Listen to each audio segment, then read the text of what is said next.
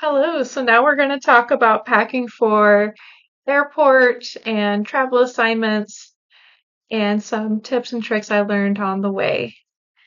So basically, I would think about the season I'm going to be in and how long I'm going to be there. So let's say I'm packing and it's August and it's hot outside, but I'm going to Wyoming and it's currently snowing. You need to plan to layer up if you're going to be there during the winter.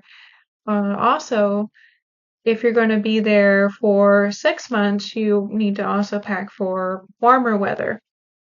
What I have done more than one occasion, unfortunately, is when I travel back to visit my tax home, like Florida, I bring home my winter clothes and swap out for my summer clothes. So when I fly back, I'm bringing back my summer clothes. So those are things to think of, and also to reduce how much you're carrying in your car because every inch counts. I learned that as well. I also used the packing cubes off of Amazon. If there's anything you want to look at that I was using, I did include those links on here. And yes, I am sponsored, but this was kind of like after the fact. I've used Amazon for so many different things. I might as well take credit for it. Um, and this definitely helped me out a lot. So those Amazon packing cubes helped me stay organized, and it made getting up and leaving much easier. So let's say I was staying in a hotel overnight, and I just wanted to bring a few things in with me. I would grab those cubes and use a smaller suitcase for just staying in the hotel overnight, and then my larger suitcase would stay in the car, and then I would also bring in my valuables. Like I also had a safe with like my passport and my social security card that I made sure I would bring inside each time for each stop I had.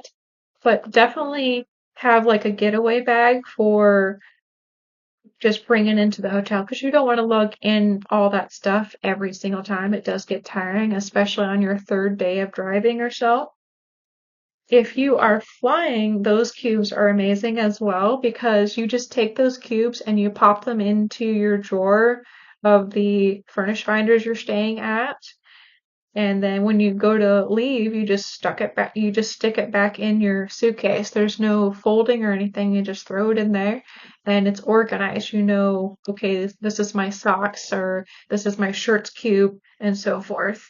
Another really cool trick I learned, and feel free to provide a comment down below if you need a demonstration of this. I've done this all my life from in between apartments or whatever, and I've just continued doing it because it just works so well. So if I have like really nice dresses that I don't want to like fold up in a suitcase, I will use the trash bag trick. And so basically, I just take a hanger and I hang my dress on that hanger, and then I punch a hole at the bottom of the trash bag and then thread the hanger through that. And then where you usually tie the trash bag, you tie it, and then you take another trash bag and pull it from the bottom up. So your entire garment is covered in a more cheaper way per se because those garment bags are so expensive, and with how much you're getting up and going, it's more cost effective to just use trash bags. Just bring a roll of trash bags, even things that you don't necessarily want to have in your suitcase, but you don't want them flying around when you're driving. It's really annoying to be driving on the road and you're hearing something rattle back there when you have an SUV, for example. So those trash bags do contain everything. I have seen people use those large plastic bins. Yeah, they're great and convenient, but that limits your room. You want to have items that you can like smush down or squeeze in spaces as you load up your vehicle. It's like a game of Tetris, and you want the items you have in there to be more flexible in those corners. So those giant plastic tubs you see people do, not a great idea because that limits the amount of space you can use and can be a problem. Plus, they can get really heavy to carry. Those trash bags, you can like haul it over your shoulder or whatever, and they're good to go. And they're waterproof. So there's that. Another thing I want to mention, another thing, pretty much a lot of these things were bought on Amazon, and I just want to include those links as well because they're just such good products. But there's a hanging toiletry bag that I also used on the go. So I would put my shampoos and stuff in there, and then I would just take it with me up into the hotel with my getaway bag, my smaller suitcase, and just hang it and pull everything without having to put my items down on these different counters with potential germs too. So it's also sanitary that way and super convenient. Another thing I do is, as far as sanitary goes, as all nurses, we think about being clean. I I have a list here, so I'm trying to keep track. I like to bring like a queen sheet set to cover my hotel bedding and also my furnished finders. Yes, they wash them, even at these furnished finders, but I also want to have that extra layer of protection and to not damage their sheets. There was one time I was using like an acne wash and it bleached their sheets and I had to pay for it. So that's something to think about. Also, their comforters, they're bulky, right? So they're probably not washed very well. So I ended up just getting a fleece blanket from Target, like a queen size, or I think I actually bought two of those just so I can be warm and feel more comfortable not using their comforter that could be $500 that I would end up having to replace if I spilled something on it.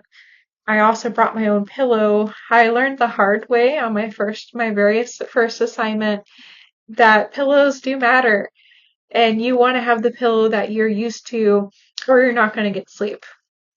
So definitely bring your own pillow. I would also bring, and you can buy this on your assignment too, like for snowstorms or hurricanes. Bring an inflatable mattress. Sleeping on those hospital beds during a storm is horrible and gross. So please do that. Please do yourself a favor and get that eventually at some point. It's worth packing and bringing with you. I have used that, definitely. um, so I also made sure to bring like my own kitchen items.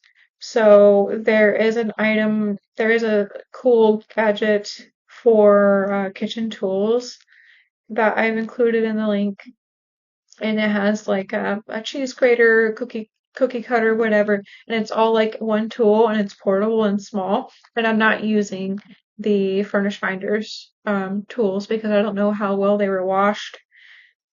And another thing I would think about is bringing a mini Keurig for your coffee. I would not use their coffee machines because what water were they using and how well were they cleaning it? So bring your own Keurig. It's worth the money if you're a coffee drinker like myself. It's really easy. I have that. And then as far as my meal preps go, I have the Instapot, the mini version.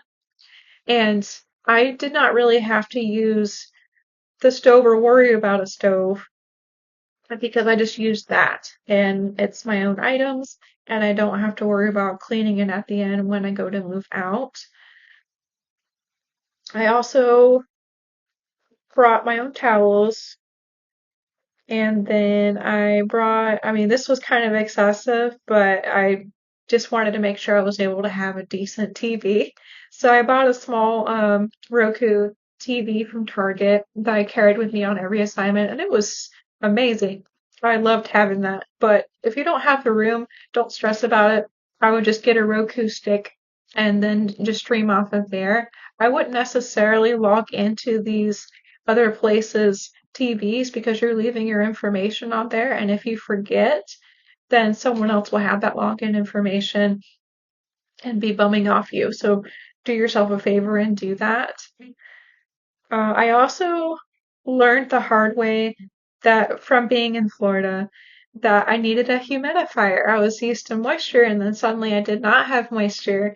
So I bought a small humidifier, I bought a small fan, and then I bought a space heater even. Because sometimes you don't have control over your own air conditioner, so you kind of need to make the best of your environment. So I was able to modify my environment and be comfortable without having to worry about bugging the landlord or whatever. And also keep your costs down too. I had one landlord that would charge extra money if I turned the heat on. So those are things to think about.